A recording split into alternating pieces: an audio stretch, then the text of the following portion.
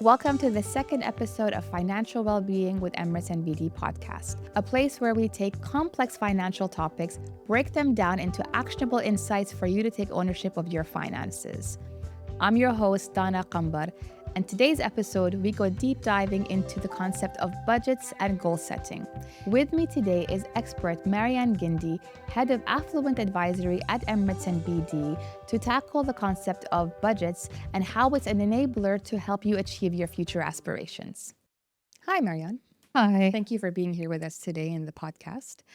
I'm going to kick things off with, do you think everyone needs to have a budget? Absolutely. Everyone needs to have a budget because it depends on their definition of budget. A lot of people see budget as a restriction, but it's more about alignment. So if you don't have a budget in place, then you're just living the moment and you're not planning for your future. So it's quite important to have one. You have to have a goal in order to have a budget, right? True. So can you elaborate a little bit on that? So if you don't have a goal and it's just a budget, then it's just a number and it's uninspirational, right? So it's just math for you. But then when you understand why are you doing what you're doing, rather than thinking, where am I spending the money and thinking of, I need to cut down, then it has a lot of value. Then it becomes powerful for you. And this is where you commit to having a budget in place. If you were to describe what a budget is, how would you describe it? Okay, so as I mentioned, a lot of people think of budgeting as a restriction. It is not restriction, it's freedom, but then it comes with a lot of responsibility. So it keeps you aligned and it keeps you in check with what is your goal and are you achieving that goal? Are you working hard towards that goal or not? Or are you deviating? So, and that's the core of wealth management. So if you have a visible goal, you have a name to that goal, you can picture that goal, then you have a good budget in place. So it's not a restriction, it's more of alignment with your future rather than just living the moment.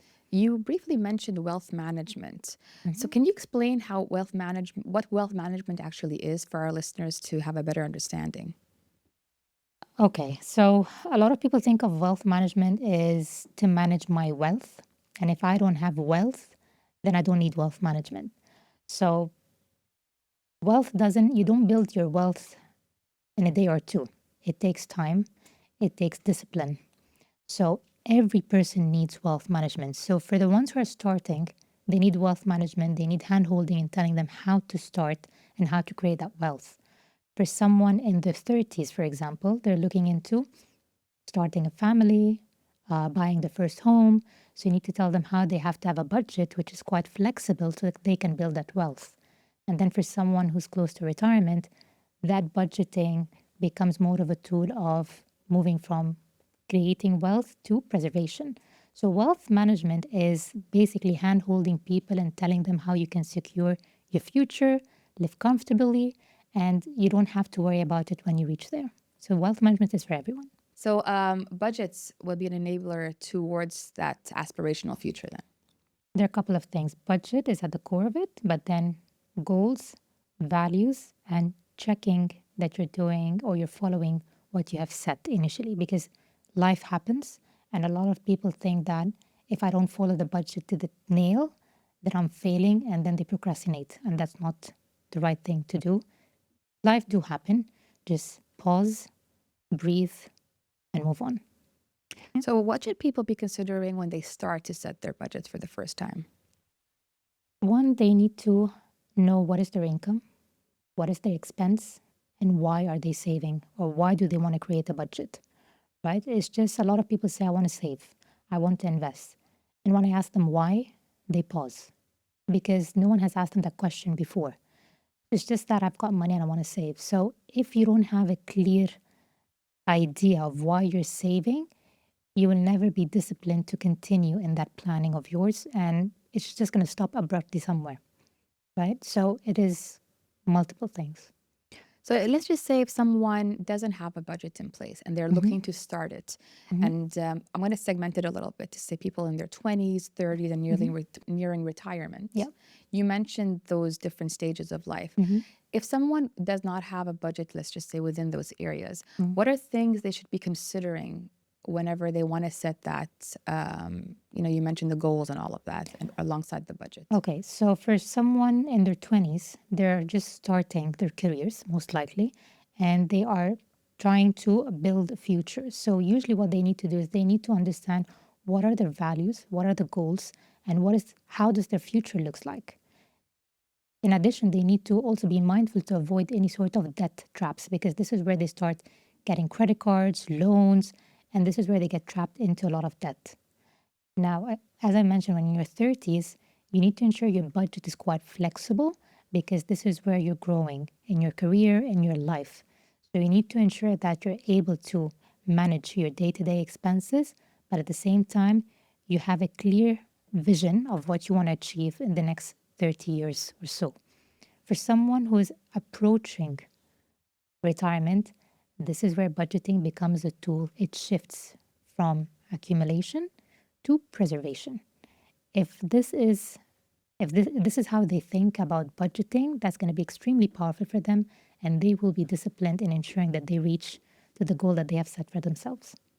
You mentioned flexible budget, like having a flexible budget. What advice can you give to our listeners for them to keep in mind when trying to set a budget that's flexible and adaptable? Okay, so to set a budget, one, you need to be aware about how you're spending your money.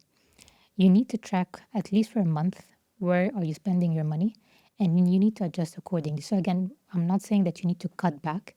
It's not like a diet, because when people think of budgeting, they think of it as a diet. So I'm restricting, I'm strong, and then they slip and they think they're a failure. So that's not the case when it comes to budgeting. So you need to keep in mind, one, that you are not cutting on what is important for you. You're actually cutting on things that you can avoid, like having a lot of debt, for example, multiple credit cards, as an example. Two, you need to check in on a monthly basis. Are you on the right track or not? So people usually set a budget and they think that's the only budget I need to have for the next couple of years. That's not true. Budget keeps on changing because life happens. And you need to always ensure that within your budget, you have something which is called life happens, because unexpected expenses are always expected, right? So this is where your budget becomes flexible, and always track progress. So even a 1% progress, just celebrate that progress, because it tells you that you are aware of what you're doing, you're adjusting, and you're on the right track. Yeah. So just be mindful of the budget that you're having in place, and it's not restriction. It is more of aligning to your future goals. You mentioned celebrating your goals, and I think that's something that's like once they're achieved, that's really an important thing. Yeah. Can you elaborate on a time where you celebrated your first goal that you achieved? Okay. So when I first started my career, my first thing was I wanted to have a car, because I used to take public transportation. And I had to plan on what is the car that I wanted to buy. And I had to budget on that. But at the same time, I need to ensure that I'm not restricting myself from enjoying going out on weekends, going out with friends, traveling, because this is what I've enjoyed or what I continue enjoying as well. So I had to ensure that, one, I had my budget in place. I made sure that whatever income I'm getting, first thing I'm doing is I'm clearing off any of my obligations, and I'm putting some amount on the side. So the first thing I did is I did not have a timeline, a specific timeline that I need to buy a car in the next 3 months. But I wanted to buy a car. So what I did is I kept some money on the side on a monthly basis, and both of them came in hand. So I would ensure that I had automatic standing instruction to clear my debts, and at the same time, a standing instruction to have some money transferred to my savings account. And when you say automatic instructions, what does that mean? So there are two ways of doing things. So once you receive your income, your salary, then you start paying off your debts. So you pay off your credit card. You can do it manually, or you have an instruction that you give to the bank that on the 18th of every month, you debit an X amount, right, to clear A, B, C debts or sort of expenses that you have. Similar to subscriptions that you've got with Netflix and other apps, So right? it's like automatic, So basically. it's automatic. But people don't do that when it comes to their savings. They'll say, okay, whatever remains at the end of the month, I'll save that. No, just open a different bank account and make sure you have a regular monthly instruction that goes to a new account, which is your savings. Yeah. When they both come hand in hand, that's extremely powerful. It's It's just like breathing in and breathing out. They don't contradict one another. It's just they go in hand in hand. How I celebrated when I first bought my car is I took all of my friends and family to a ride. And this is how I celebrated. And I actually took me 6 months to buy that car. Yeah, it wasn't that bad. Did you know the car you wanted from the start?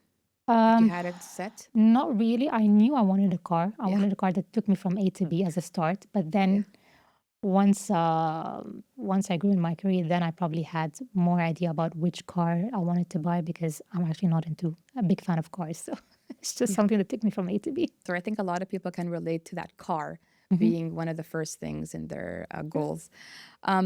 From your experience, what would you say would be the most challenging things that people tend to face when setting a budget and sticking to that budget, actually? If you're just saving because you have to save, then you're just living the moment, right? You're not linked or connected to the future of what you want to be in the future. So budgeting or saving is, if you think of it more of future freedom, where you have the option to decide on when to say yes for opportunities, when do I want to slow down in my career, when do I want to spend more time doing what I like doing, like practicing my hobbies. When you visualize it, picture it, give it a name, then you will be able to stick to that budget. You will be disciplined in order to achieve that future goal. So one is, don't disconnect from why are you really saving. Two, don't look at it as it is a chore. Look at it as your future freedom. So these are the two main things. If you consistently remind yourself of them, you'll be able to be disciplined and committed to your budget. Yeah, I find it interesting that when you're mentioning budget, you're mentioning it as a means to save. But people obviously, when they think about budget, they think it's restricting me to spend. Like I can't spend as much as I want to. True. When it comes to adjusting your budget, let's just say, and being more flexible, let's just say even, you recognize that you need to save more or you can maybe afford to spend a bit more. How can you make sure that the budget has that flexibility as you progress So in your days? think of it as a GPS, right? So if you're going from one place to the other, you've entered the place. And if you don't look at the map, you will never know when you took the wrong turn, right? Because there are roadblocks, there are detours, anything can happen. So you need to check on a monthly basis that you are saving the right amount, you are not restricting yourself, and you're not beating yourself down, because a lot of people would beat themselves down if they think that they're not on track. Life does happen, right? So this is why I said celebrate the progress. Even a 1% progress tells you that you are committed. If you think that it's too much for you, then adjust your budget accordingly, because unexpected expenses can happen. This can be for a month, can be for a year, it depends from one person to the other. So adjust your budget accordingly. So back in university, they used to teach us is save until it hurts. This is where people think of budgeting as restriction. It's not restriction. Just think of it as your future freedom. Yeah. I mean, that's a good save until it hurts. That's a good one. I think a lot of people tend to have challenges when it comes to obviously setting a budget. Maybe they're nervous about it. They don't want to, disappoint themselves or overcommit to something. What are some of the most prevalent challenges that you think people face? When it comes to budgeting? Okay, so let's be frank. When we talk about budgeting or money, it's more emotional than finance. So with emotion, it really depends on your upbringing. So some people look at it as fear, guilt, how would people define them? So sense of identity. So I've worked with a lot of clients who would not even try to look at their bank statements, not because they don't know what's there, but they're afraid. They're ashamed of what it would tell about them. Some would even feel guilty that they're spending on themselves, although they've earned it. So you should have a mind shift, right? You shouldn't be ashamed of how you're budgeting or how you're spending or how you're saving. This is who you are. So it should reflect your value rather than shame. If you think of it this way, then you won't find it as a challenge at all. You mentioned guilt, Mhm. fear, shame, and a lot of people might look at it as, the positive side of things as well. What advice would you give these different, react people with those different reactions when it comes to starting and setting a budget? So there's a difference. Okay, let me take it more towards coaching and mentoring. So when you're coaching someone, you're basically asking them questions, let them think about it, and then they give you an answer, and then you give them your perspective and answer to it. So this is more of mentoring. So mentoring is you're just asking them the question, provoke them, let them think, and then they will come up with the right answers. So when you tell the client, why are you feeling guilty about it? They usually pause because, again, no one asked them this question. When they start responding, it stops being emotional and now it starts being a bit rational. So when it comes again to fear or guilt, most likely it's about the upbringing or if they've seen other people and they're taking that person as an example. So that person spent a lot, so now they don't have much. But there's so much else that goes behind that scene, right? Budgeting, the day to day life. You don't know what they went through. Yeah. So you need to ask them why for them to stop reacting and then start responding. So it really depends. In my opinion, most likely it's about the upbringing and what they've seen around them. What if people don't have that access to that mentorship or that Mm. coach? What's something that they could adopt within themselves or, ask themselves to help them? Okay, so don't underestimate the power of a notebook. So write down. So write down what you're spending on. So again, if you're tracking your budget or your spend for a month, you would understand why you're doing what you're doing because there will be some sort of a pattern. I would also recommend people who are into tech to download few apps like Mint or You Need a Budget, which will help them with that. If you're into reading a book, then there are a few good authors about how to save and where to start. And obviously, sit down with a wealth advisor because they've got the knowledge. They will be able to walk you through a proper financial planning. And from a wealth advisory, like accessibility perspective, can anyone approach a wealth advisor or are there certain criteria? No, anyone can approach a wealth advisor. So within our organization, within Emirates NBD, as long as you have a bank account and relationship manager tagged to your account, you'll have access to a wealth advisor. So you just need to sit with them and you can tell them, I don't know where to start. And they will walk you through on how to get started. And is that the same for other banks as well? Usually, like you have access? Yes, you do. You do. And a lot of people like to listen to podcasts or they would like to read about it. But again, it's always good to sit with someone who's got the knowledge rather than listening from friends or from colleagues because they will all go through different experiences and you might have a different experience than them altogether. So it's always good to sit with someone who's got the knowledge. Wealth managers / coaches. Then True. what about couples? Let's just say people who have joint accounts or they have joint expenses and all of that. How Okay. would you suggest that they go about the budget conversation? That's a tricky question because one, you need to understand why are they having a joint account.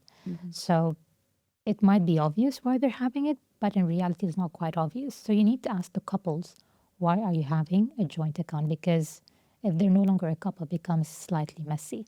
And this is where you need to ensure that the budget or the advice you're giving is really quite flexible, but at the same time, they will be able to reach their goal. So we've seen different examples. So people are having a joint account to manage day to day expenses, but when it comes to saving, they have a separate account or they would have a joint account because this is mainly the savings for their children's education. So you need to ask them first, why are they having a savings account? And then based on the reply, you can start giving them advice on how to budget. So yeah, saving accounts is not, or having a joint saving account for couples is quite tricky. So let's just say if someone is a couple and they're thinking about having a budget together, whether it's a joint account or not, Okay. but they're just setting a budget as a couple. Okay. What advice could they take on independently without the So advisory? first question is, why do they want to have a budget in place? And why are they saving? They might have different goals. They might have different needs. So you need to ask them first, or they need to ask themselves, why are we looking to have a budget in place? And then they need to both be aligned. It's okay for them not to agree on certain things, but I believe there are a few criteria that they both have to agree on. because this is a joint account from which they will have their budget set in place. So it depends on one individual to the other. And again, it depends on the future goals and the values that they have. If it's aligned, it's much easier. If it's not, then they have to have a clear why they're doing what they're doing. And then from there, they'll be able to take it forward. One of the biggest challenges people tend to face, more so with long-term goals rather than short-term, is to maintain that consistency and keep that motivation going when progress seems slow. What advice can you give that to those people? One is, why do they see progress as slow? Because if you're planning for your future, that's going to take time. So, first of all, they need to understand that it's not something that they're going to see progress of 100%. They're not going to reach 100% in a month or two. It will take them time, and they will have to adjust their budget during that time as well. So, the main challenge is they get disconnected from why they're doing what they're doing. So unless there's a reason why they're saving, it becomes boring. It becomes uninteresting. It's not interesting for them anymore, and they stop doing. And it's a challenge for them. It's more of a math. I need to maintain that number. So for you to shift away from it being something tedious and boring, because let's be honest, no one wants to track down what they're doing, right? If I'm earning so much, I want to enjoy. If you want to live reactively, then that's the way of doing it. But if you want to live intentionally, that this is what I want to do, I want to have future freedom, then always remind yourself why you're doing what you're doing. And don't beat yourself down. If you have to change your budget, if you have to do that U-turn, it is bound to happen. Life just happens. Just pause, reset, and continue. So that financial freedom, I think a lot of people, talk about it, want to, they seek it, right? Yeah. So can someone realistically budget for financial freedom? This is why they're doing what they're doing. But again, they need to understand what is financial freedom. Financial freedom is not having so much. Financial freedom is having enough to do what I want to do. Because if your target is to have so much, you'll never be satisfied and you'll never have that financial freedom. But if you're having enough to do what you really want to do, then you've achieved your financial freedom. And what is enough? How does one know that they have enough? It depends on your values, your goals, and what is it that you want to achieve. So how would you suggest someone goes about determining what's enough for them? Let's just say they have their values, but they don't have that number linked to it, or they don't really know how to go about it. What would you suggest? So we'll take them. So first of all, what I try to do is paint the picture. So the first question would be, if say they're planning for retiring, the first question would be, what are your plans during retirement, right? So are you planning to have your own business? Are you planning to practice a certain hobby? Do you want to go play golf?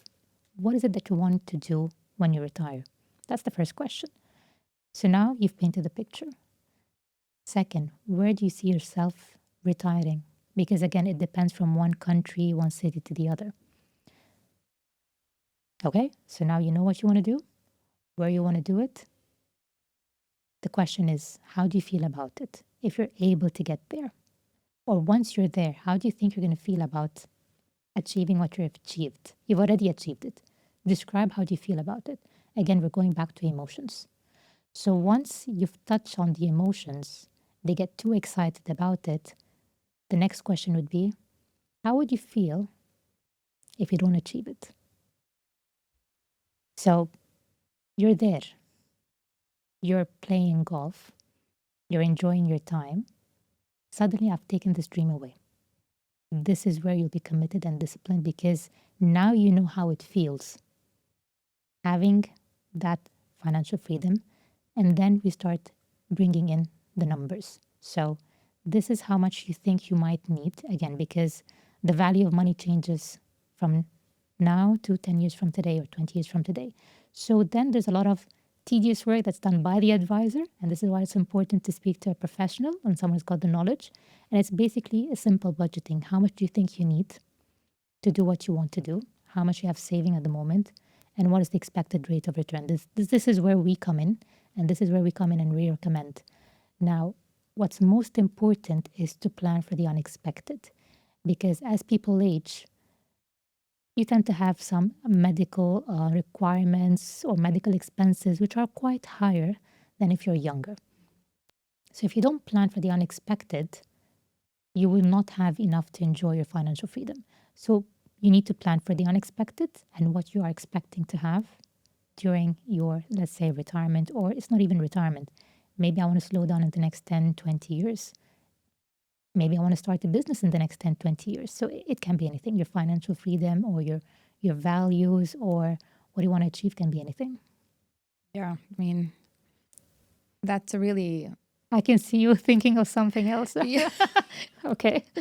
I'll probably ask you what do you want to do? What is your financial freedom? Your definition of financial freedom? We'll go there later.